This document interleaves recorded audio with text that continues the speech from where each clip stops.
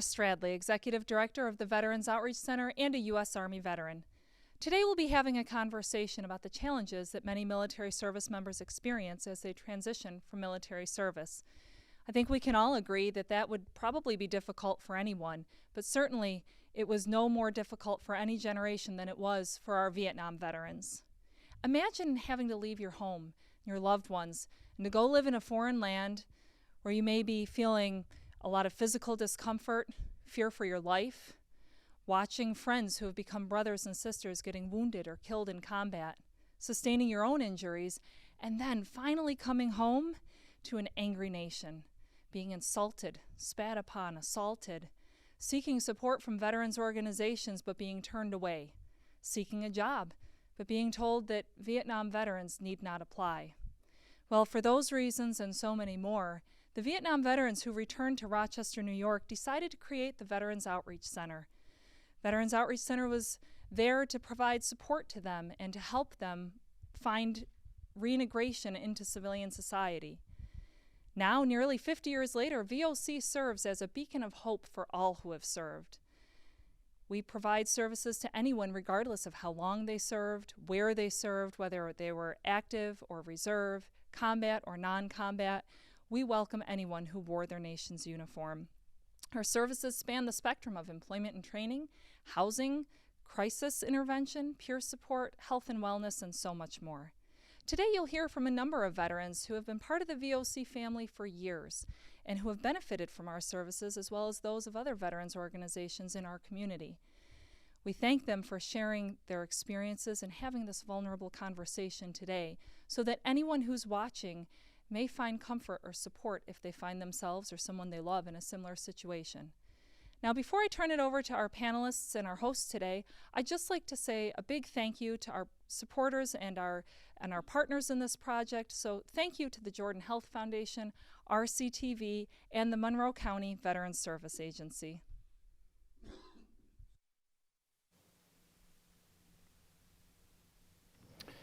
All right, thank you so much to Laura Stradley for that great introduction, and to the Veterans Outreach Center and RCTV and Jordan for bringing us here to have this conversation, but especially thank you to the panelists here that agreed to come and talk about these things. These conversations can be difficult, some more so than others, but we're here today to talk about your service in the military and specifically what happened as you returned home, how you dealt with the challenges that you encountered when you came home, and the specifics about that. And hopefully we can shine some light on how we can change things on a societal level to pave the way for the next generation of veterans. We're going to hear from Vietnam era to the Iraq and Afghanistan era. And so I think we should start today by just doing some introductions. I'm Nick Stefanovich, Director of Monroe County Veterans Service Agency. I'm also a Marine combat veteran. I spent most of my time in Afghanistan from 2002 to 2006. And like all of you, have been deeply connected to the Veterans Outreach Center and the services that are offered within Monroe County.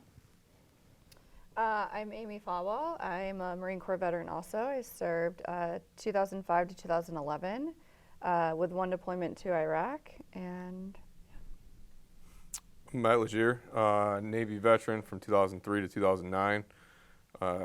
Saw 4 deployments over those 6 years. I'm Emo Anderson, Marine Corps veteran, Vietnam. I served from 1969 to 73. Matthew Murray, I was a sergeant, U.S. Army, 2005-2010. I did 2 combat deployments to Iraq, 15-month tour, and then a 12-month tour. All right, yeah, thank you again, everyone. I'm really glad to see that we're going to have a large scope of experiences here, but I have a feeling that we're probably going to find a lot of commonalities between all of our service. One of the things I want to start the conversation on is what was life like before the military, and what brought you to the decision to join the military? And I want to start with Emil, because I think, Emil, you're going to have an experience that differs on that level from a lot of us, because you're coming from an era that was very different from my war, the Iraq and Afghanistan. So I'm interested to know, what was life like for you before you joined, and talk a little bit about the feeling of having to face a draft versus a voluntary military service. So before I went into the military, I was in high school. And in my senior year, in the middle of my senior year, I was drafted. And they said, we'll give you your diploma, you just need to come on in, and you know, because the war was already going on, and because they needed bodies, they just drafted young people right out of high school, basically. I was supposed to be drafted to the Army, but I liked the Marine Corps uniform, so I went to the Marine Corps instead. But for me, it was a life-changing thing. I'm a 17-year-old kid. My birthday's in February, so I went in January 3rd. At 17 years old, I turned 18 in boot camp, and by the time I was 19, I was now. So it was a culture shock, basically, going from a kid playing sports in high school and just doing what normal kids do, to a young man in boot camp trying to learn how to shoot a rifle or fire a rifle. And next thing you know, you wind up in a country that you don't know anything about, don't know what you're doing there. You know that you're there to fight a war. You don't even know why you're fighting this war. So I was just caught off guard, basically. Well, and as you're in high school, are you aware of the Vietnam War as it's going on? And like, are you maybe the few years before you get drafted, are you aware at that age that a draft could be coming for you? Yes, actually, I was aware of the Vietnam War because it was always on TV about what was going on in the war. But I didn't see the draft coming for me. I knew there was a draft, but I didn't know it was coming for me because I'm in high school. Mm-hmm. I'm a 17-year-old kid in high school. So I'm thinking, okay, there's a draft, but they're taking 20-year-old people or 21-year-old people and they're sending them to, into the service. I never knew that they were taking even younger people than that. So it was a real shock. How did your family deal with that? How did they see it coming, and then what was their reaction when that letter came for you and they knew that you were going to have to go? That's a whole nother little story right there. My mother raised me. My father wasn't here. I got the letter because she was at work. I didn't tell my mother I was leaving till the day before I had to leave. Wow. So my mother didn't even know I was leaving. The night before I was supposed to go to Buffalo to get sworn in, I went to my mother and I said, I joined the Marine Corps. And she's like, what? And I was like, I joined the Marine Corps. And she's like, why? I said, because they drafted me anyway. She said, when? Oh So my she God. knew nothing about what was going on until the last minute. And it was kind of heartbreaking for her. Sure. But my mother had 6 more kids. It was 7. Well, it was 9 of us, but 2 of them were in Jamaica because my parents are Jamaican. And so she was taking care of 7 kids. And I just told her, I said, listen, I'm going to go so I can send money to you and help with the rest of the kids. I thought at that moment it was the best thing for me to do. Yeah, I mean, I can't even imagine. It's so different from how things were later on, and I think people just have people talk about Vietnam all the time, and we mostly now focus on the welcome home part of Vietnam and how that didn't happen for Vietnam veterans, but to wrap our minds around this idea that it wasn't voluntary for so many people, and to imagine a mother having her son come to her and say, I'm leaving for war tomorrow. How did she go forward with that? Like, you obviously came home from Vietnam. What impact do you think that had on your family for you to go for that time? It was a deep impact on my younger siblings, because they didn't find out till the last minute either. Right. So everybody found out the last minute I'm leaving and I'm going to a war, and they weren't happy about that. They were afraid for me. They thought that, you know, I may not come home. I didn't know that I was going to come home. But you know what? Even though I got drafted and I decided to go into the Marine Corps, once I made a decision to serve my country, that was my decision. Mm-hmm. And I didn't look at it so much as being forced to go. I looked at it as I'm defending my country. I'm going to make sure that, you know, my younger siblings are going to be okay because I'm fighting this war for the rest of my family. Mm-hmm. So it, Take that microphone. sorry. So, you know, I built up my courage by believing that I was doing the right thing for the right reason for my family, for this country, you know. So I didn't look down on it too much anymore. Yeah, that's, and you may have briefly touched on this, but why the decision to not say anything until the day before you left? Ooh, part of it was I was scared. I wasn't sure how my mother would take it. Mm-hmm. The other part was I didn't want her to try to make me change my mind. Put the microphone up a little Oh, bit. sorry. I didn't want her to try to make me change my mind. Yeah. Because I had made it my decision I'm going, and I was all right with going, so I didn't tell her. Yeah, I mean that's a story in itself. You know, I can remember when, you know, for me when I decided to join the Marine Corps, I didn't even really know what the Marine Corps was at the time, Me right? either. I saw a cool picture of some guys on Yes. one of the Zodiac rafts, and I was like, oh, and it really was a couple of my buddies that I was partying with came over and said, we're going to go in the Marine Corps. You know, times were different after 9/11. It was a popular decision to make Yes. at that time. And I when I approached my parents, they were like, oh, you're not. You know, what are you even talking about? Right. But there's this thing that drives you after you make a decision like that, right? Yes. It's defining your life. Yes. Amy, how about you? How did you wind up in the military? So my story is very similar to yours, actually, minus the draft part. But I was a broke college student going to MCC, and I needed change. And there was a row of recruiters in the food corps, and I looked at each of them, and I went up to the Marine Corps recruiter, and I said, sign me up. And I didn't tell my parents until the day before I left for MEPS. Why? Because I thought that they would think that I was naive. I was a female from a very small town. I hadn't seen the world previous, so I was worried that they would kind of force me to change my mind.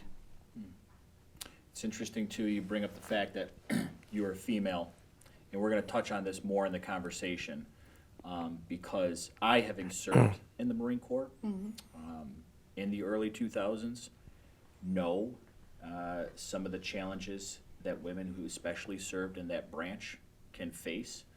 Did you have any idea of what you were getting yourself into? Not a clue. Absolutely not. I had no idea anything from boot camp all the way up to the fleet to, you know, post civilian life, but I wouldn't change it.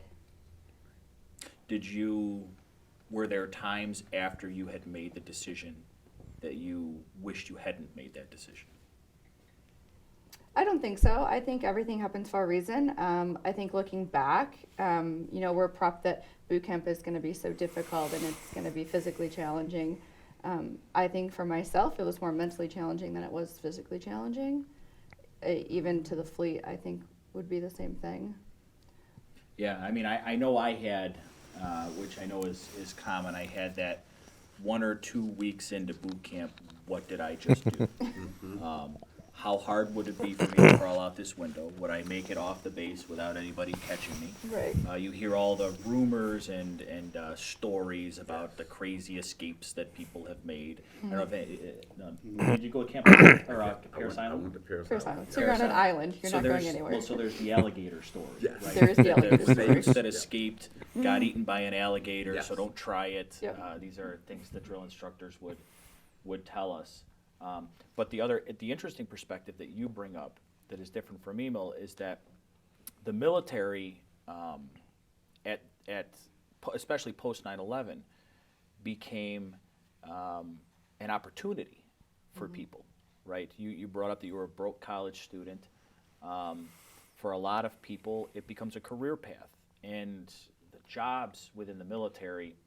I think a lot of society sees the military as what you see in the movies. They're going to stick a rifle in your hand and send you to fight. But in reality, and we'll hear more about this soon, the military has almost every single job that the civilian sector has. And they do it to a level that most companies within the civilian sector don't even do it. They have all the technology, all of the training, the education for it.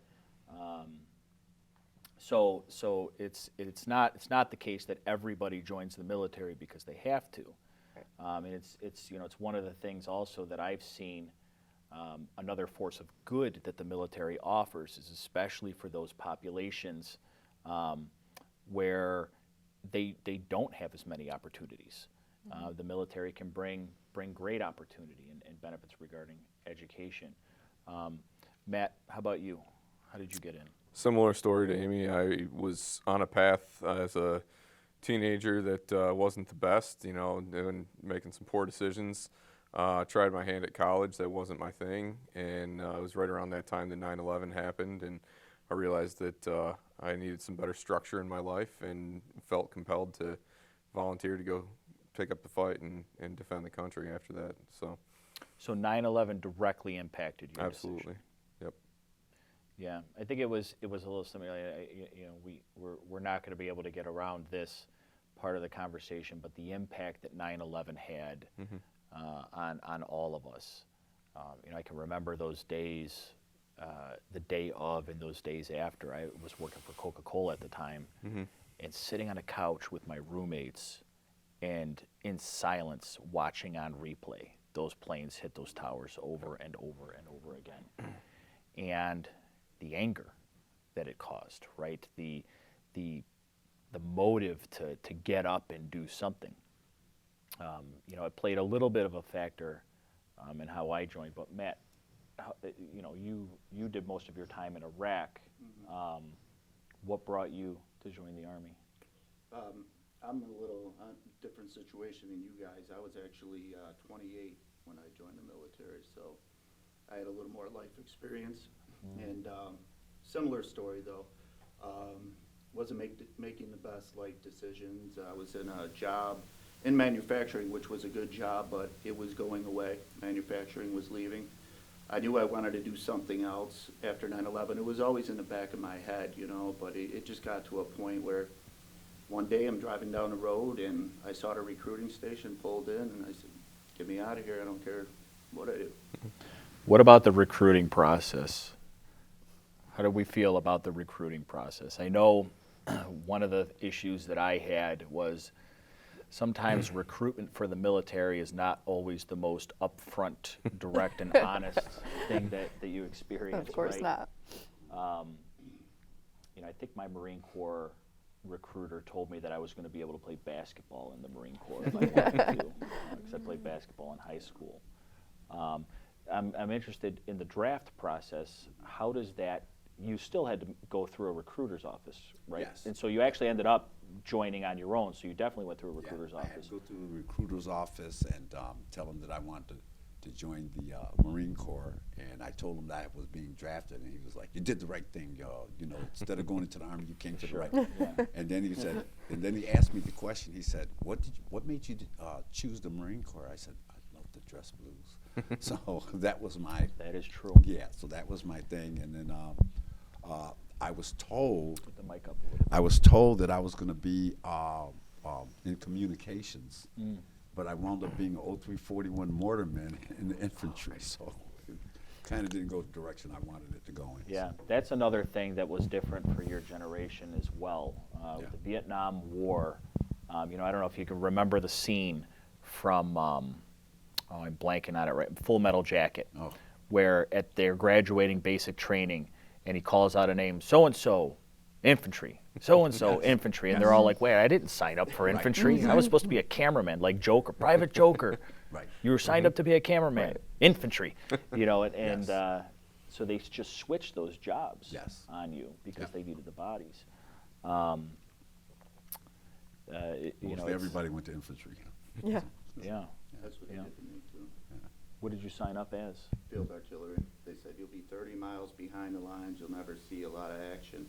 And they actually didn't tell us till we got there. The day after we got there, we're looking around for our tanks, our guns, and there's just a parking lot full of Humvees, and they said, well, you're gonna be doing combat patrols, kicking indoors, and both tours, same thing. Never shot one round of artillery, Wow. 2.5 years in Iraq. Wow. Yeah, I mean, and unfortunately, we're seeing as we see the world change again. Hopefully, those days don't come back, but it does. It is the truth that when we're engaged in military conflict, the military is going to take what it needs from us. I remember I just had the thought when I joined of if I'm going to go into the Marine Corps, then I'm going to go fight. Otherwise, I'm going to go in the Air Force or something. I don't want to go through that, not to get out onto the front lines. And then I remember thinking, yeah, I do want to do this. I am interested in training for this and getting overseas. And I'll never forget a conversation I had with a staff sergeant. I was at Cherry Point waiting to fly out to Afghanistan. And I went up to a vending machine to get a soda out of the vending machine, and he was sitting next to the vending machine. He called me over. And he says, "What's it feel like?" And I was like, "I don't know what you're talking about, Staff Sergeant." He goes, "I've been in the Marine Corps for 13 years. I've been waiting for 13 years for this day. How long you been in?" And I was like, 9 months. And he's like, "Yeah, it's no fair. That is not fair. Well, what's it feel like to be ready to go?" And I looked at him and I was like, "I'll be honest with you, Staff Sergeant, I have no idea what I'm getting into, right? I don't know where we're going or what I'm looking at." It was such a bizarre thing for a young person to have to enter the mind, the type of thinking that you're going into war. You think about other jobs in the civilian sector that train with weaponry and self-defense, but we don't have anything in our country that trains to be offensive, right? It's all like you think about law enforcement or things like that. It's all about being protective and defending, but the military is a whole other world where we're actually going to be asked, we need you to go into this village and be violent. Come into the situation with that and the type of mindset that you had. How was your experience with the recruiter's office? Very similar. I think, you asked for communications MOS, just for example, but that could be Canberra, that could be journalism, that could be Intel, that could be, variety, and you have no idea until you get to your duty station. You're like, wait a minute, but I was supposed to do this. Or like for myself, I left, semester was supposed to end, December 22nd, and I was pulled to MEPS December 5th. So I lost all of that last semester because the Marine Corps didn't need me on the 23rd of December. Right. They needed me, December 5th. And what did you end up going into? So my contract MOS was 3043, so it was supply admin. Okay. I never did a day of supply the whole 6 years. What did you do? So on the deployment, I did a little bit of supply inventory. I was with an infantry battalion. I was a lioness. Stateside, I did a lot of data work, a lot of admin work. Supply chief, I did. What was the day-to-day work that you did on your deployment? Oh my goodness. So when I got to 1-2, which is the infantry battalion I deployed with, I was a lioness, so we were in charge of searching female Iraqis at various checkpoints. So either from the east or the west, and so literally our shift was when they would, go from one sector to the other, search their vehicles, search their persons, make sure they didn't have anything on them, and then they could go to the next village. It's another interesting aspect of the war. The more recent war in Iraq and Afghanistan was the female population, which was somewhat different in Vietnam. Very different. Totally. Yes, and the culture within these countries is very different regarding women. Sometimes I get a lot of frustration with the people I engage with here in America about their lack of understanding for what women go through in some of those countries. Just, you know, in my mind, equivalent to modern day slavery. It very much is. They you know, there are rule requirements for how far behind They a can man they walk. can walk. They have no rights. No. They must cover all parts of their bodies, especially in the more extreme areas of those countries. And one of the issues for us as the military is how do we engage with that part of the population, because it's still a really important part of the population for us to engage with if we're going to do the work there. But I, as a 6'2" man, can't walk into a house in Afghanistan and start talking to the Right. wives or the children. And that's why they made the female, engagement Right. teams, was for that sole purpose. Right. Was to let females be with females and still try to have that interaction. And so how did that work? How difficult was that work? What was it like? What response did you get from them? So in our area, I feel like our response was taken very positively. We had a lot of females that were all about Americans being there. Some of them were actually very westernized, wearing just westernized clothing versus, the more traditional clothing. We saw a lot of the children and translated for a lot of them. We aided, we gave humanitarian aid. A couple missions were sent to Kurdish refugee camps. Again, just giving aid where we needed to. So in my experience, it was very different. I felt like we were perceived very positively. It's interesting, and again, I'm going to keep going back to this because you're the only female on the panel here, but and much more importantly than that, especially at that time, there was not a lot of women that served in the Marine Corps, No. Or in this capacity.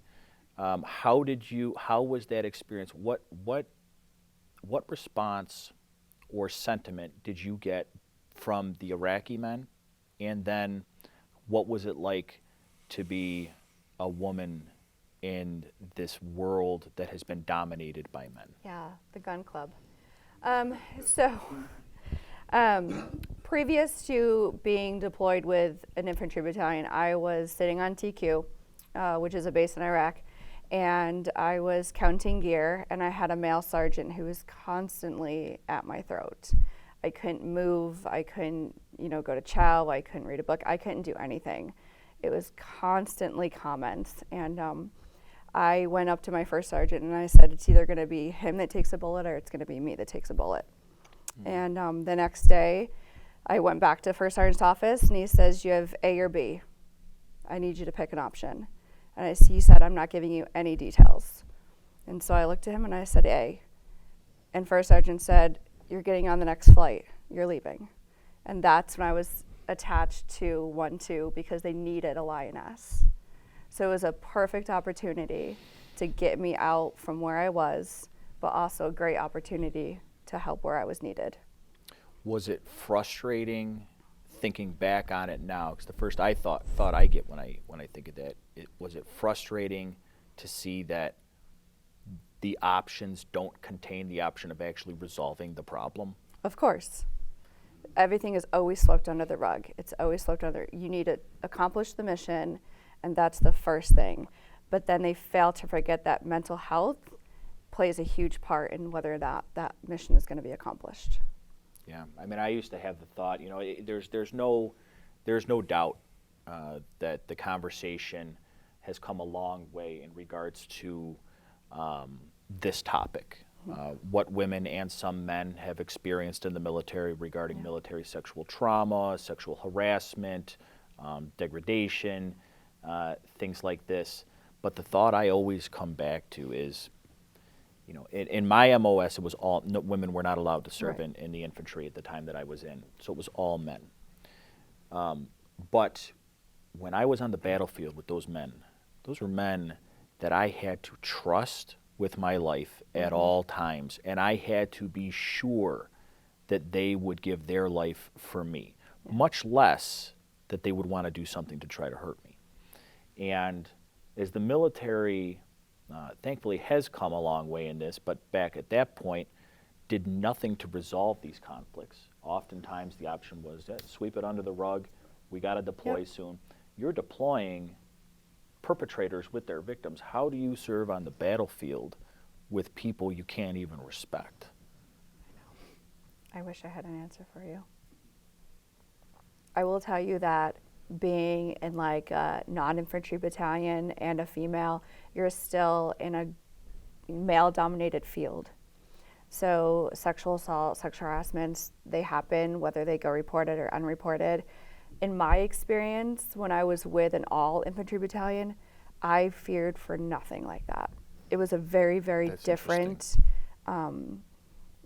experience, and I think it's because there is a mission that has to be completed, and it's more life or death. If you think about being on a base that's more secure, you're kind of in a can, you're living comfortably compared to living outside of the wire. Anything can happen at any point.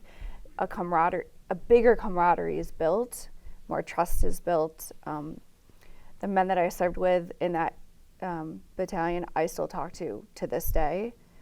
There's members of my parent command I could care less about. So the battlefield is almost like an equalizer, where once you step onto the battlefield in a combat MOS, there is no man or woman, there's no gay or straight. Nope. There is you and the person serving next to you. Yep. And We that all- actually, and you felt that all of that, all of the sexual harassment and the differences disappeared once Absolutely. you got into it. That's interesting. There's no time for it. Let's switch the gears a little bit regarding experiences during deployment. Matt, I've known you for a long time. You know, but people know here Matt works at the county as well. And so Matt and I have traded stories a lot. And I know that you had some really tough deployments in Iraq. Can you talk a little bit about first what you did there and what your experience was while you were there? Yeah, so like I said, both tours I thought I was going to be shooting artillery, so surprise. But our job, we had 5 platoons. We had missions every day. On the 5th day, 1 platoon had to pull QRF. QRF stands for Quick Reaction Force. That's where your platoon, you're stood up for 24 hours, got your gear, everything's ready. If another unit gets in trouble outside the wire, firefight, IED blast, you've got to be out there within like 10 minutes. And when you're not doing QRF once every 5 days, you're running missions. Missions could be any time of day. It could be a number of different things. Sometimes you're just kicking indoors looking for insurgents. I remember we'd get missions. I used to call them suicide missions, but they come to us and say, all right, we have intel that there's an IED out on Route Trouser. Go drive around it. We need you to Yeah. go verify. Yeah, right, yeah, of And, course. my first tour was day and night for my second tour, because my first tour was all small villages, couple thousand villages, dirt roads, very poor mud huts. They could bury the IEDs right under you, where my second tour was in Mosul, like 2 million Iraqis.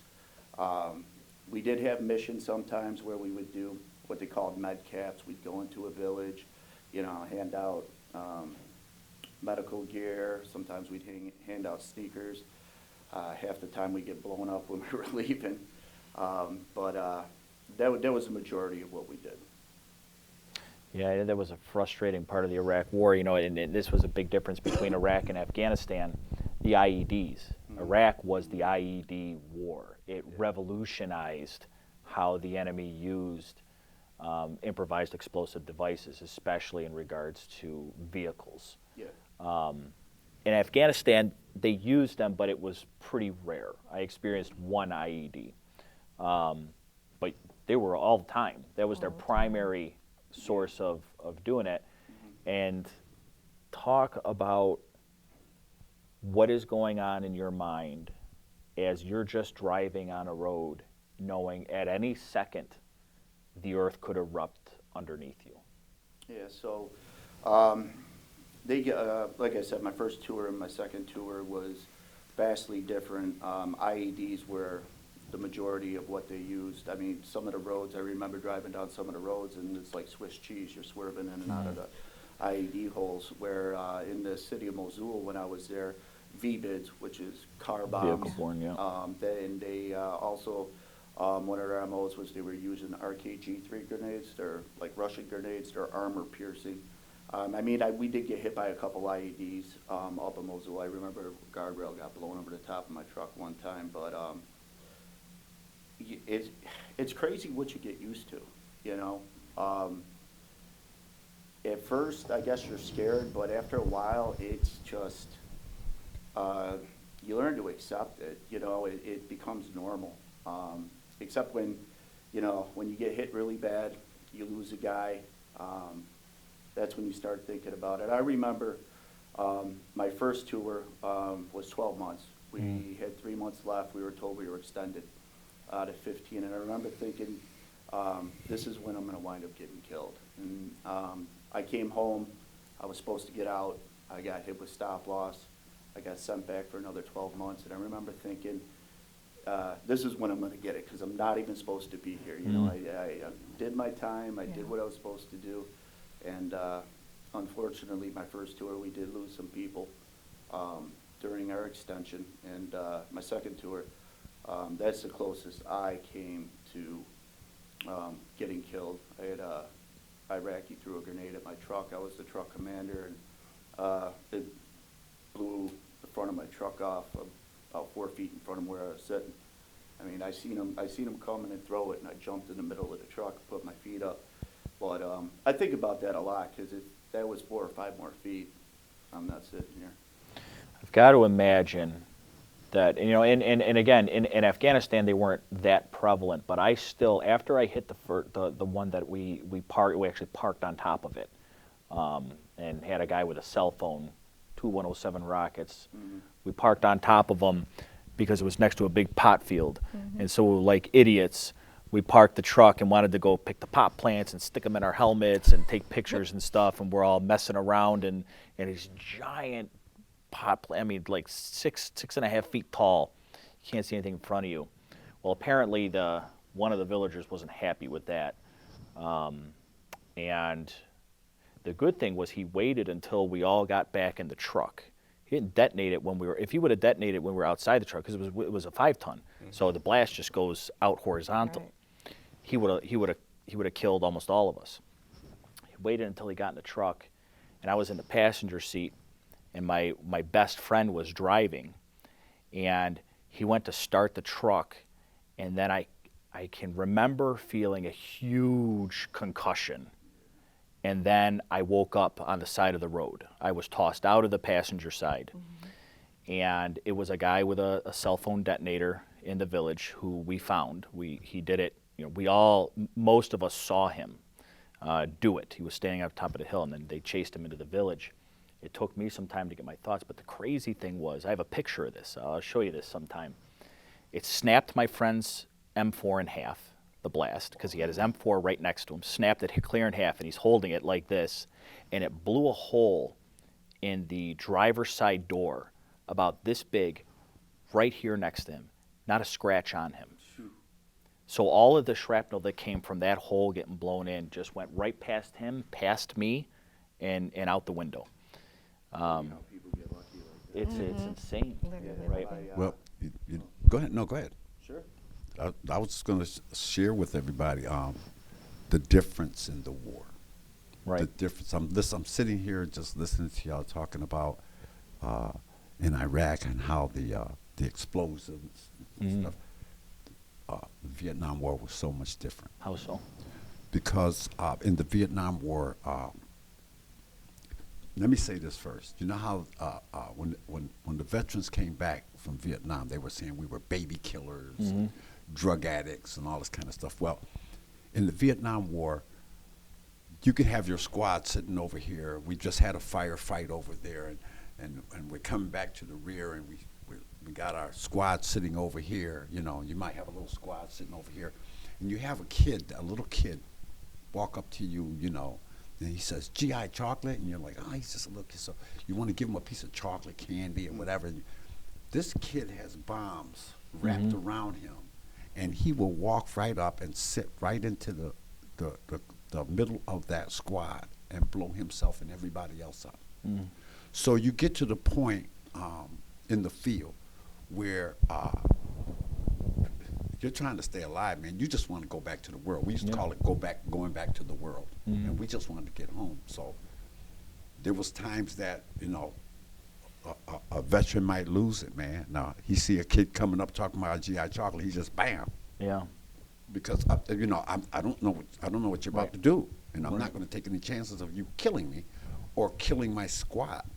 So I'm listening to you talk about these IDs and stuff like that. We didn't have that, man. We had, and in the Vietnam War, Viet Cong were, they were very ingenious, man. I mean, they would take bamboo and cut little splits, and take a nail and a rubber band, dig a hole, take some gunpowder, and put it into a round, and put the bamboo inside of the round, put it on that nail, and when you step on it, the bamboo would shoot up in your foot. So it's like just the difference between my era and the era that you were in, and the wars that we fought, and the weapon that was used from one nation to another one. Because you're talking about Iraq, I'm talking about Vietnam. Yeah. So from one nation to another, there was all kind of different, and then we're talking about a lot of years. Right. Right. So the technology has advanced. The technology changed. But my question about this, and as you hear this, and this will play out in the conversation as we go forward, because the point of it is, how do we transition home from all this? And where I'm trying to get into the mindset of is what that can do to the human mind, right? Knowing that a child, in our world, in our culture, a child is the most innocent, pure, good thing that can exist in regards to humanity. Yes. Now, you lived in a world where a child will do something like that. Something like that horrible can happen. How does the mind handle that going forward back into the world? Like driving with IEDs. Yeah. I don't know if you experienced this or anybody else experienced this, but it took me a long time to be able to drive in my car, and where it would freak me out is if I would see, it wasn't trash day, but I would see a garbage can out at the end of somebody's driveway and no other garbage cans. And I would kind of like get ready for it as I'm driving by. So what does that do to the mind? I'll bring Matt into the conversation. Matt is kind of like a super secret intel. So I know there's things that you can say and can't say, but talk to us a little bit about what you did in the Navy. Sure. Yeah. So I'll start with the recruiters question, because I had a little bit of a different experience than it sounds like others did. I was in an advanced electronics field, so I actually got a signing bonus for signing up and got to go to school in San Diego for about 18 months as the kickoff to my time in the Navy, which was pretty interesting way of joining, right? It sounds like, you know, very, very different experience from what you experience where you're in combat within, you know, a few months of graduation at boot camp. Well, the Navy saw something in you they really needed. Yeah. Right. Yeah, right. Yep. And so that was a pretty fascinating time. That, again, being post 9/11, the threat of submarines wasn't very high at the time, and so most of my deployments were to the Persian Gulf. So I found myself being called into more of a tip of the spear kind of fight, wanting to be at the front lines. So as some of the teams got pulled into the land war, I had an opportunity to take on some boarding activities. So going out, conducting maritime interdictions, and you know, counter smuggling, counter piracy, all those kinds of things. Yeah, that's a whole other thing that, with the wars going on, we're in deserts, we're in mountains, but what people don't understand is what the military is doing every single day on the water. And they do that whether it's at the borders or it's, you know, in the Middle East or anywhere else.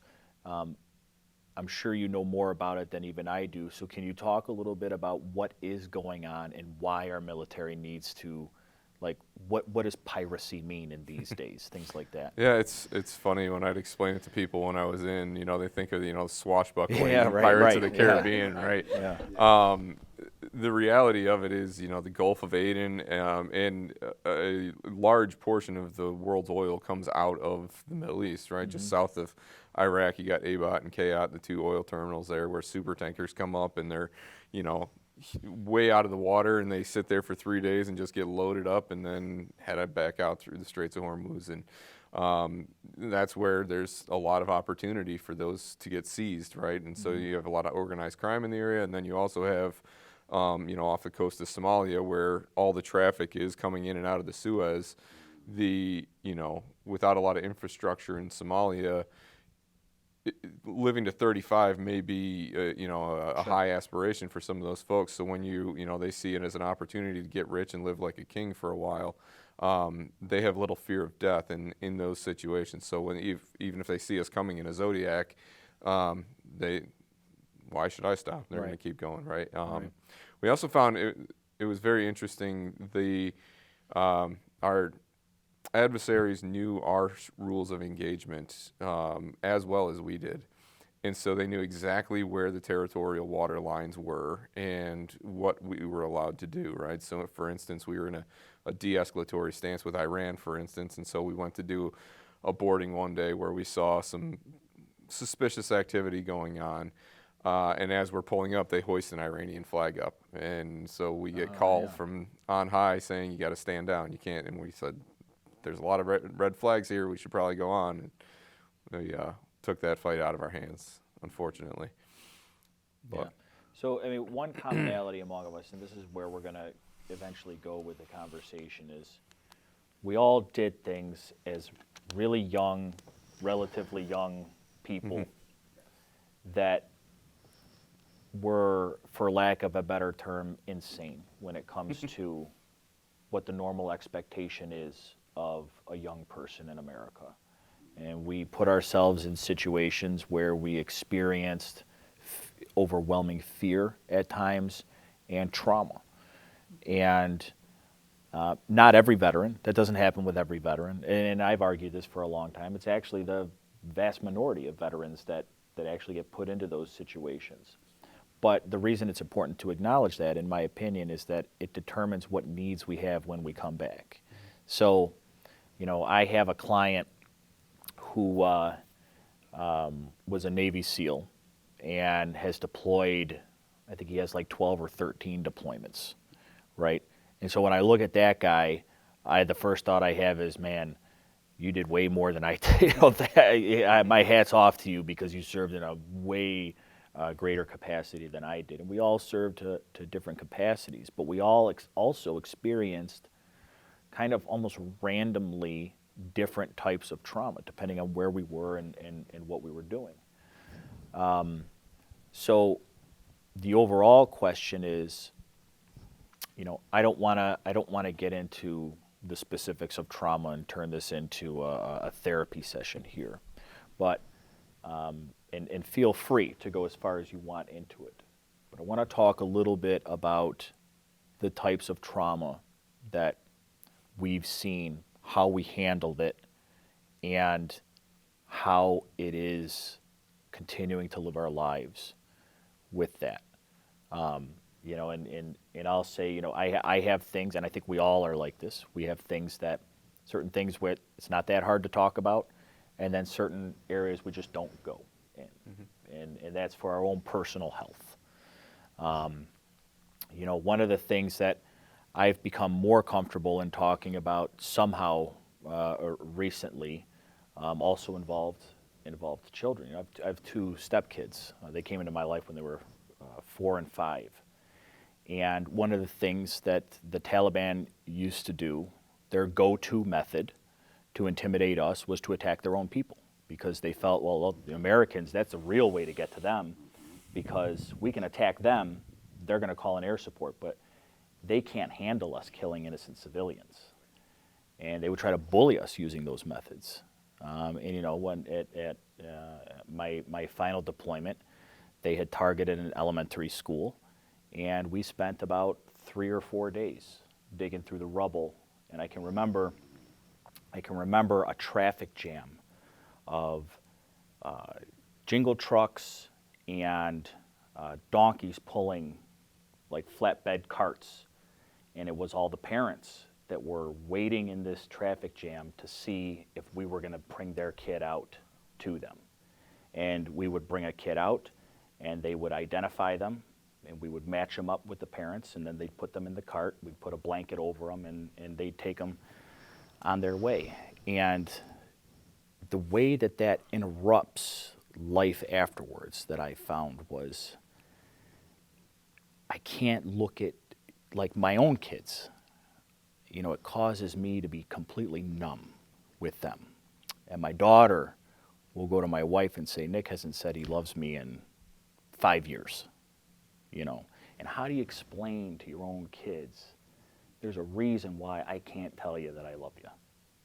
You know, it's my defense mechanism. It's our brains have restructured in a way to defend us from these traumas, and we bring them forward with us, right? So, you know, and again, Emil, I don't want to get, you know, too far into specifics of things. People are somewhat familiar with the types of traumas that came from Vietnam. Horrible, horrible stuff. You know, I just said this yesterday. In Afghanistan, one of the things I was most grateful for when I compared myself to Vietnam was I could see as far as the horizon, everything in front of me. You guys could often not see 5 feet in front of your face, right? So talk a little bit about some of the general trauma that happened and how you changed after Vietnam because of it. I think for me, Yeah. and I believe for most Vietnam veterans, and I don't know about everyone, but when you take a life, your soul hurts. You know, and it's hard to talk about that. You know, your soul hurts, man. You never forget it. You still have bad dreams forever about it. In the jungle, because you're talking about in Iraq, you can see. Yeah. In your jungle, you can't see nothing Mm-hmm. but trees and images, and you know, it's a crazy place, man. There was a situation that happened where, and you have to be very disciplined and always thinking about the other guy, the other guys. Yeah. Because there was a situation that happened where it was like in the night. And when we were in boot camp, the drill instructor used to say all the time, you know, there's certain things you can't do in the jungle. So we were told you don't light a cigarette. Right. Sure. Snipers. Simple as that. Yeah. Simple as lighting a cigarette. And one guy decides one night he can't hold out. He's got to have a cigarette. And he tried to cuff it and lit a cigarette, and they leveled that whole area. Just took a whole platoon out because one man. Because they could felt see like where the he- location was. Yeah. Yeah, because one man felt like he really needs a cigarette. And it hurts, man, because in the daytime, after the night's gone, Yeah. and the next morning you have to see what destruction happened. Yeah, and it's also, you know, it's also coming to the term, Yeah. with the permanence of it. I remember having that thought too, Yeah. with life and death. Yeah. Is I had never experienced any type of, especially a type of tragic death. I had a really great childhood, and you know, I was very privileged when I grew up. I remember having the thought of, I never really contemplated the permanence of death Yeah. until I came here. And there's no bringing things back. Nope. You know, you make a mistake, Yep. that mistake is done for the You rest know, of your life. You I didn't mean to cut you off, but you know when you were just saying a little while ago about looking at your kids. Yeah. Yeah, it's hard. It's really hard to look at your children when you've seen dead children. Yeah, that's one of the first things that got me. I remember the first day I was out there on a 50 cal, and I've described Iraq as almost like being on a different planet. Yeah. You know, Yep. and I can imagine. I remember thinking, you know, when your parents or your mother tells you when you're little, eat your vegetables. They're starving kids in China, and you know, it's Yeah. like you know it, but and I mean, there's little kids, 10-year-olds, no pants on, filthy. There's garbage. I mean, you just wow. Yeah. I mean, it's tough to see, and you know, when they set off IEDs, VBIDs, they don't care who's around. Right. They don't care if it's No. kids. They don't care how many of the people they kill. You know, and it's you come home, and you know, you see your kids, and I want a cell phone. I want a PS4. You know what I mean? And it's like, Yeah. but I always tell myself, you know, I hear it from a lot of veterans that I meet with. They don't think they deserve it because they didn't serve in combat or something like that. You can't pick and choose when you serve. You know, you can't pick and choose when you go to war. And just because you serve doesn't mean you're not entitled to something. Yeah. You know, Mhm. but it's hard. I told myself a long time ago, I stopped trying to explain certain things, or all of a sudden I understood that it's not someone's fault, especially civilians, that they don't understand. And I compared it to like, if you ever broke your leg, you could tell somebody else has never broken their leg, Right. what it feels like, and they can imagine that it hurts, but they don't know Right. Yeah. what yeah. that Yeah, feels they like. don't know the you real pain. And that's not Sure. their fault, No. but it's, you know, it's they're never gonna. Someone who's never been through it is never gonna understand. Not understand when they can understand and sympathize, but it's hard. You want them to. You want somebody to. You know what I mean? I always felt that way. Not like I wanted them to be over there with me, Right. but it's like you almost want them to. At least understand. Or know what you saw, or know what you know Yeah. in your head. Can I say something real quick about that Sure. part you just said about the serving? Because I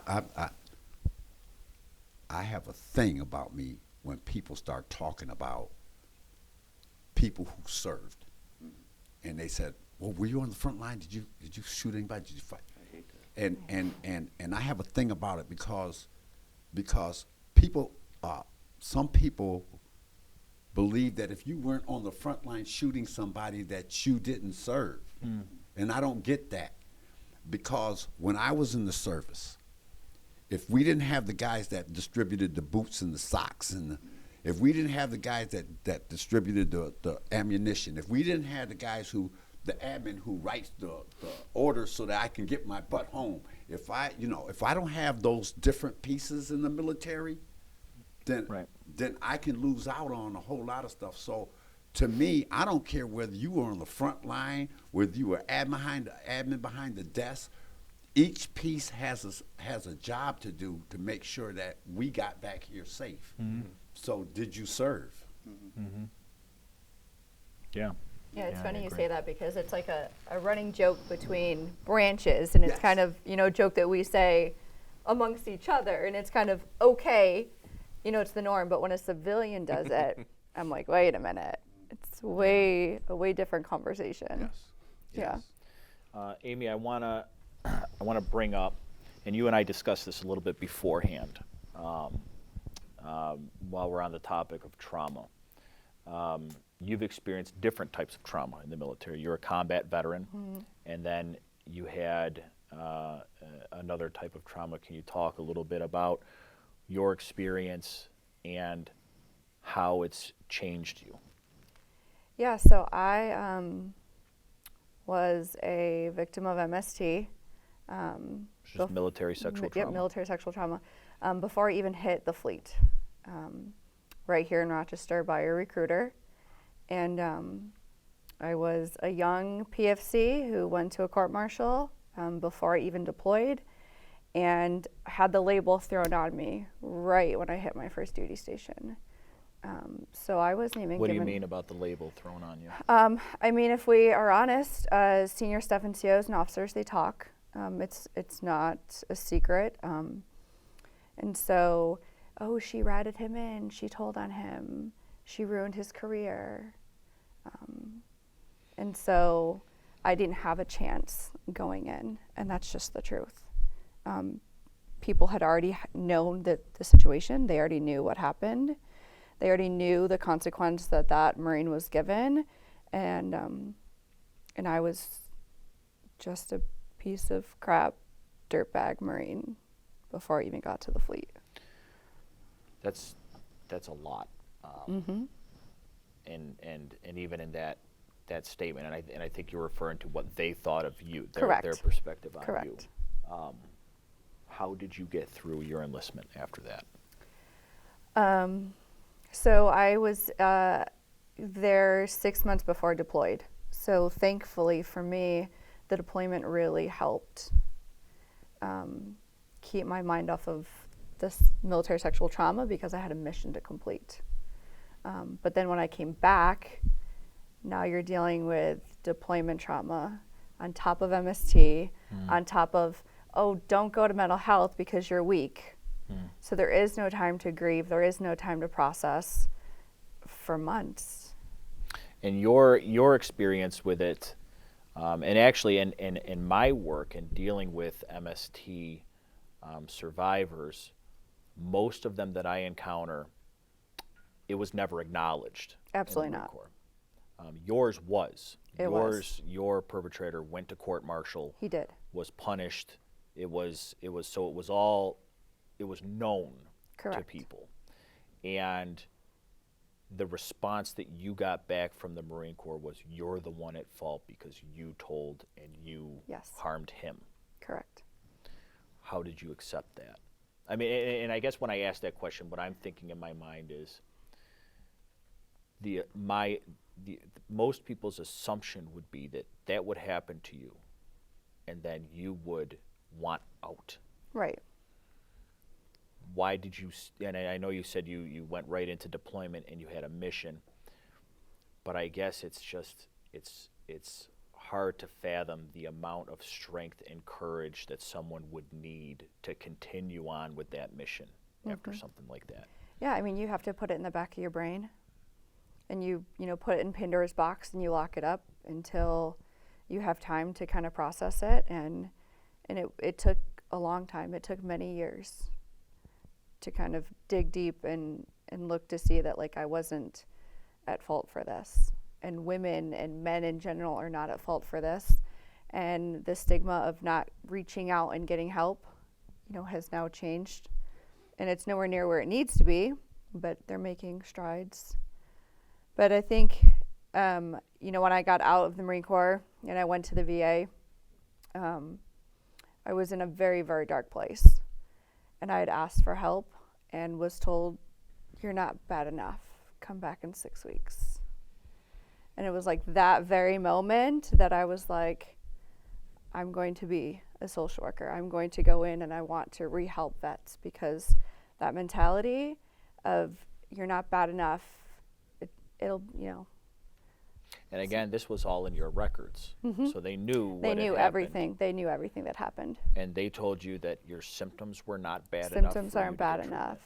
Hey, Marine, you've got 2 legs. You've got 2 arms. Yeah. You look perfectly fine. This was the VA that said this to you? Correct. So what happened after that? How eventually did you work through it, and where are you in the process? I mean, I think years of CBT, so it's cognitive therapy, has really helped to kind of forgive. And I think a big part of trauma is forgiveness. You don't necessarily need to forget the trauma, but you need to forgive the trauma. And in order to do that, you really have to kind of dig deep and want to kind of forget it and to forgive. And so through therapy and through learning positive coping skills, and I've just kind of done it. Yeah, it's we're reaching the part in the conversation now where we're starting to discuss how we're getting past these challenges. and whether or not we've even gotten past them, which I think everyone sitting here would acknowledge we haven't gotten through all of them. No. You know, Matt, I see you, you know, you're somebody who came home and you have a very successful career. You're still working, you know, in kind of the field. Mm-hmm. How did you compartmentalize what you had experienced in the military and continue to be able to have that success afterwards? I think storytelling is a very powerful tool. I think that, you know, things like this where we're sharing our experiences, right?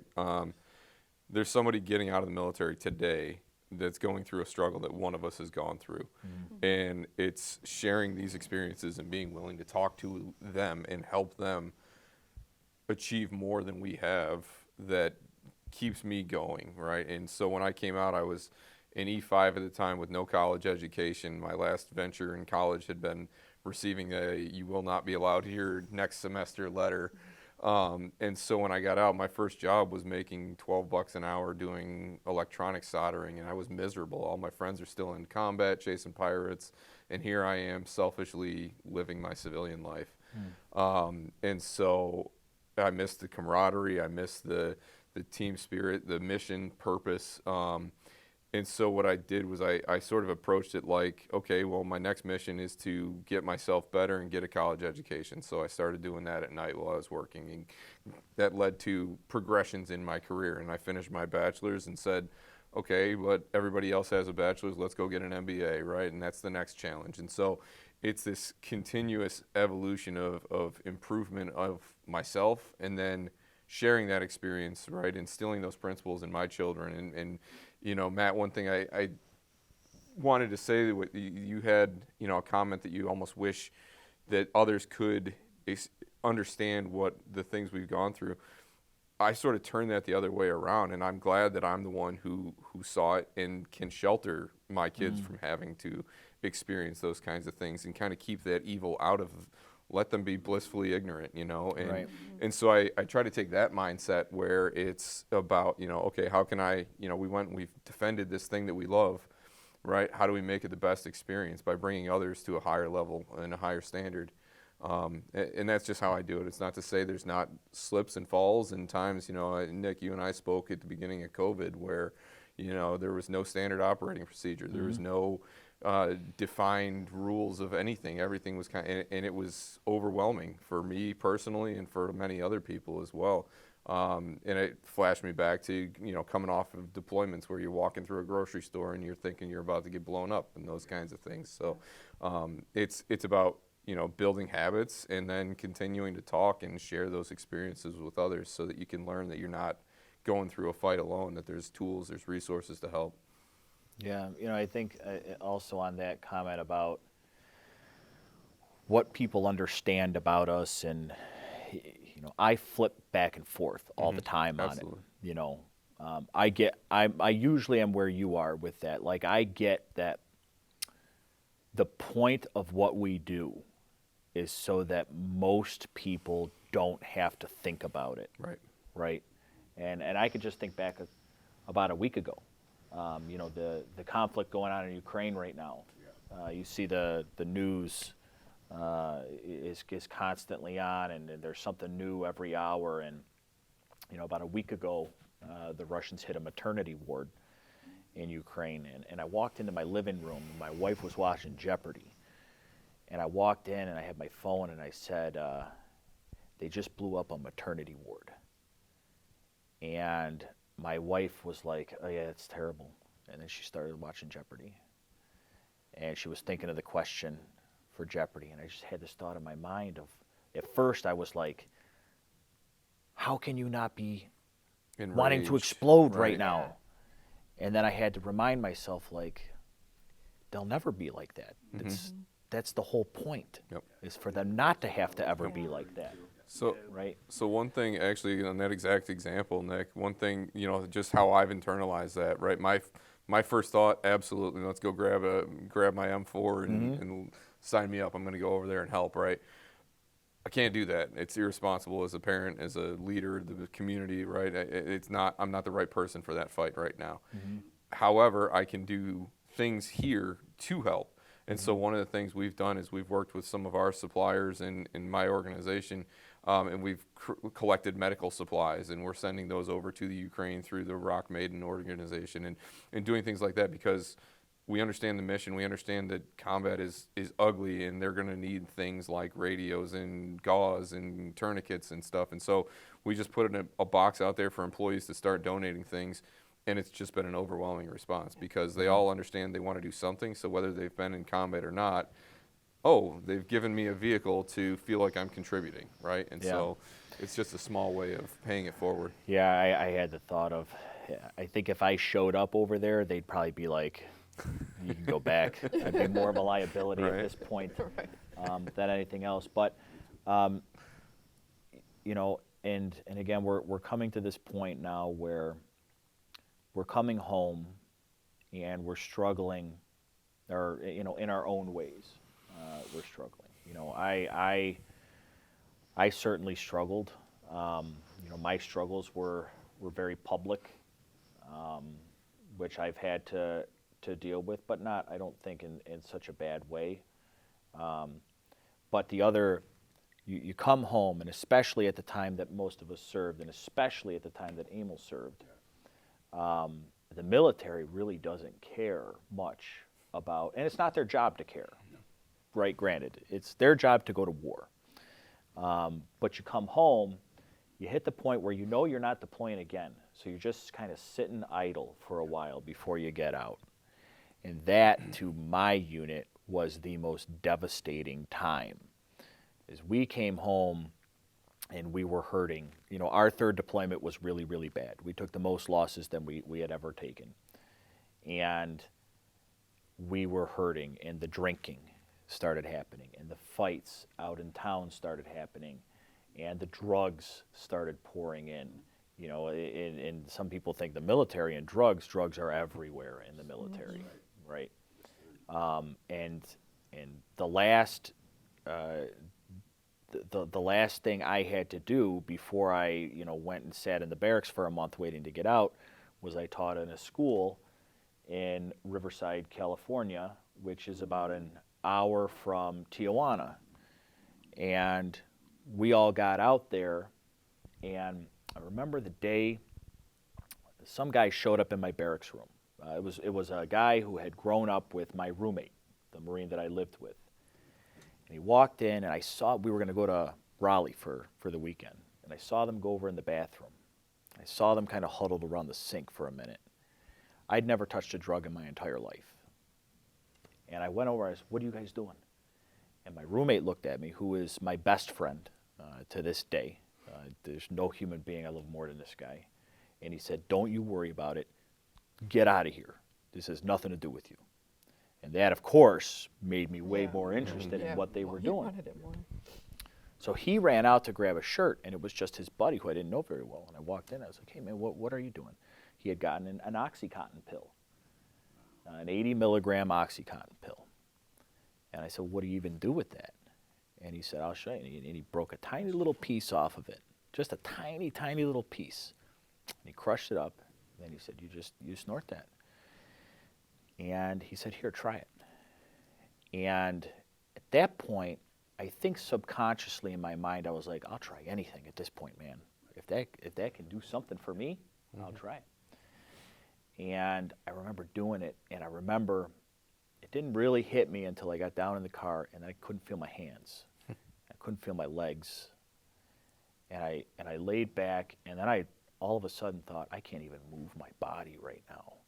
And this is wonderful, right? And I was like, all of the darkness, it's all gone right now. It's just, I'm just floating in nothing right now, and this is great. And you know, I vomited like 10 times on the way there and didn't care.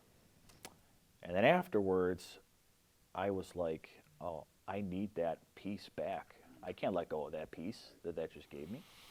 And it was a steep downhill from there. And Emil remembers, because I went through vet court when he was there. But I mean, I lived under a bridge. I lived under the Drive-In Park Bridge for 3 months before I came into that court. end of 2008. And there was a transition, right? And my main question now for everybody is going to be is, where was the moment? Because everyone sitting here is now successful. Whether we're stable or not, who knows? But we've all progressed through the transition a certain amount. How did we do that? And what was that experience like? And one thing we all have in common, we all had some connection to the Veterans Outreach Center. You know, we're very, very fortunate here in Monroe County. Most places don't have organizations like the Veterans Outreach Center. And that's why I lived at the Richards House for 6 months and literally had to build my life back up from nothing. So, and I'm going to kind of go around here and just ask, so now you're home, you know there's something wrong, right? You know that you're different now. How do you transition? What do you rely on, and what were the challenges like? So for me, when I came home, I already had a child. My oldest son was 3 at the time of my discharge. And we moved in with my parents. I mean, imagine being a 26-year-old living with your parents still. And I walked into the VOC and I said, I am perfectly out and I need some help. And at that time, I think that Judge Marks was actually the director, or maybe the interim director. Yep. And they were starting to establish the first mentor program. So like Stacey Harris was Stacey Fogarty at the time. And I had kind of worked together, and we were mentoring, other vets. And that's kind of how I entered into the VOC and really kind of found myself, so to speak, and kind of a passion and kind of a purpose, so to speak. And that's really kind of what helped me. It helped me because I was next to other vets. There was always a conversation to be had when you're, in that environment versus staying at home, talking to civilians at college, that don't have anything in common with you. So my experience at the VOC was great. I think this is going to be a common theme. I might be wrong, but I think it's going to be a common theme, purpose. Serving in the military, that's what it all is for. You always have a purpose, from a very immediate purpose to making sure your uniform is perfect, Right. to long-term goals. There's always very structured regimental goals and purpose. And then we get out, and then nobody cares about what you're going to do and what your purpose is. And nobody tells you, hey, when you go back home, like there are agencies there, there's things there. Right. TAPS doesn't exactly break that down for you. Yeah, I mean, I can remember driving off base and literally not knowing what I was going to do the next day or the next month. Like, all I had focused on was getting out. Yeah. And I didn't have a thought about, and then I got out, and there's no purpose. What was it like getting it the day you got out of the military? I got my DD-214. I opened a bottle of Jack and took a shot at 10 in the morning. And then I had a, okay, now what feeling. And I didn't know what was, coming, what exactly. There was, this lack of direction. And so, it's funny, I was talking at U of R not too long ago, and they have the big rotunda with the river running right behind it, and part of the appeal I was making at the time was around getting more veteran students in there and that transition. And, so when I got out, I went to go, on a job hunt, and people were like, hey, okay, it's great, thanks for your service, you can do anything you want. And I said, okay, but I was told I'm going to be a sonar tech, and then I was told I'm going to be boarding, and so I said, so when I transfer to Rochester, my 2 skills are electronics and sonar or chasing pirates, and I don't see any submarines and I don't see any pirates, so I don't know how that translates. And that's where, you know, I had some connections with the VOC and had somebody tap me on the shoulder and say, hey, you know, you got these resources here, you should check this out. And so I've had multiple touch points throughout my journey with them, in education, benefits, career, all of those things. And it's always been just a phenomenal resource for me. And I've always been told, you know, to whom much is given, much is expected. And so that's where I feel like it's our duty and obligation to help others find that mission and find that purpose.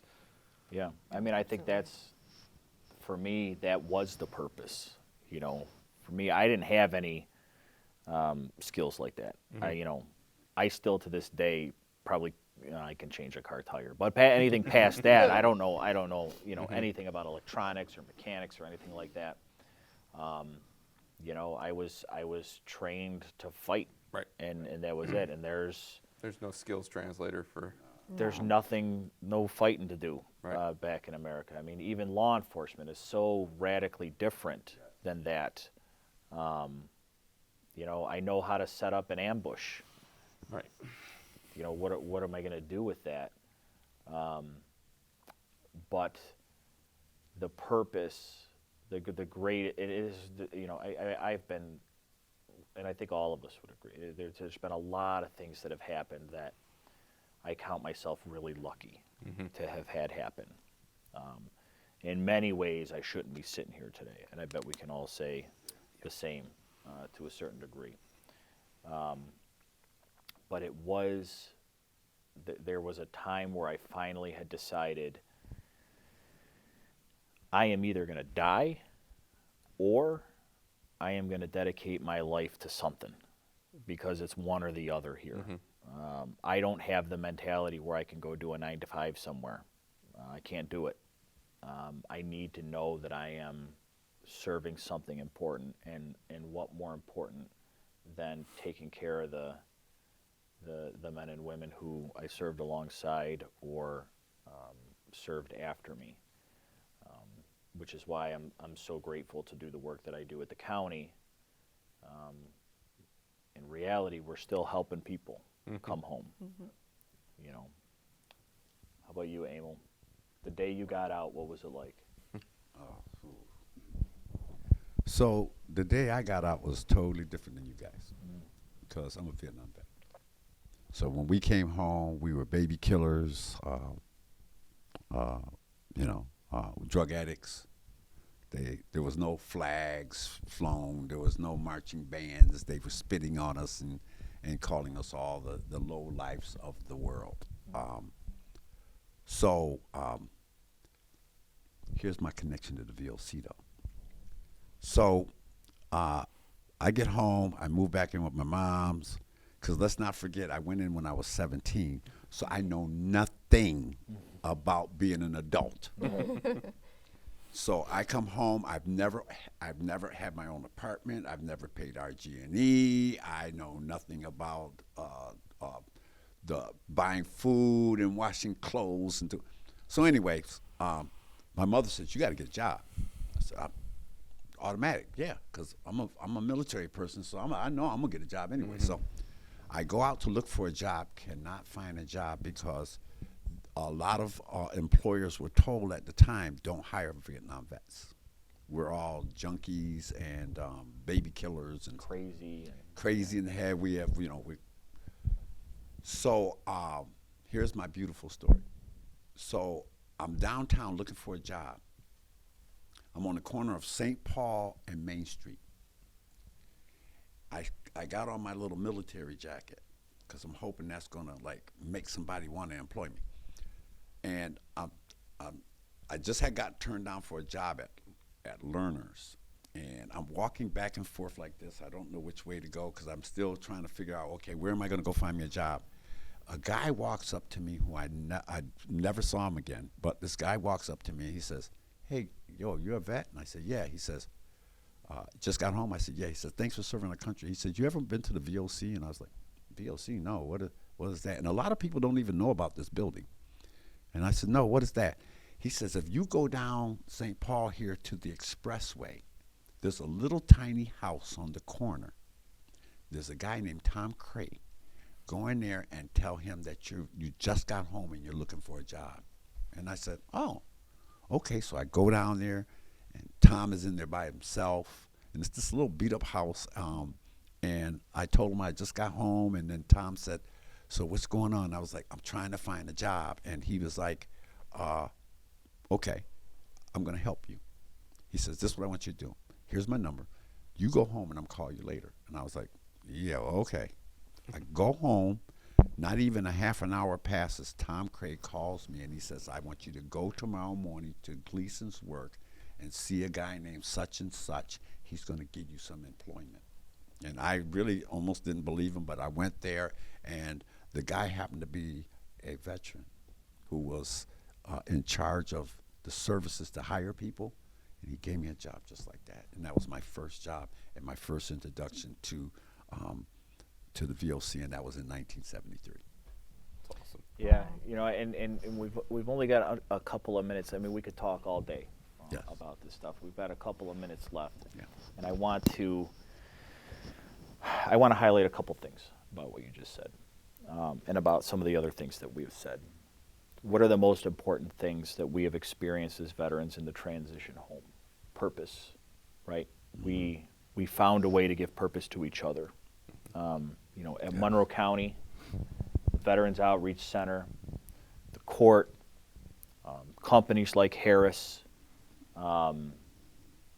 These are places where veterans can just show up like that and say, I'm lost, I need some guidance, and you'll get that now.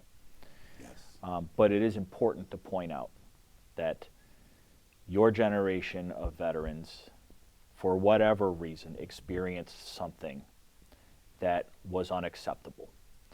Yes. And instead of you laying down and taking it or complaining about it, you made a really unique decision. You decided there's nothing we can do about this except for the fact that we can make sure it doesn't happen to anybody else that ever comes home. And you changed the world when you did that. And we, as the more modern era of veterans, owe a debt of gratitude to your generation of veterans, because the VOC wouldn't exist without guys like Tom Cray and Gary Bykirk and all of those who experienced that. Yes, sir. We have a couple of minutes left in this conversation. Does anybody have anything that they need? We have about 1 minute left. Burning desire. Anything that you would say is important for a veteran to know right now, and if they're struggling in their transition? You're not alone. Yeah. There's people out there that care, and there's people out there that can help you. Yep. Right. So to the Veterans Outreach Center on South Ave, to the county VSA, Yes. to the VA on Calkins Road, you can just show up. To the Vet Center, that's another important resource. Any of us? Any of us, yeah. In Monroe County, we're very fortunate as veterans, and we'll take care of each other, and that there is purpose out there to continue serving. Sometimes veterans get in a place where they feel no hope, and there's hope. Leave no one behind. Yep. Yeah. So thank you all for Absolutely. being here and doing this conversation. Thank you to Jordan. Thank you to the Veterans Outreach Center, and to the county for bringing us together today.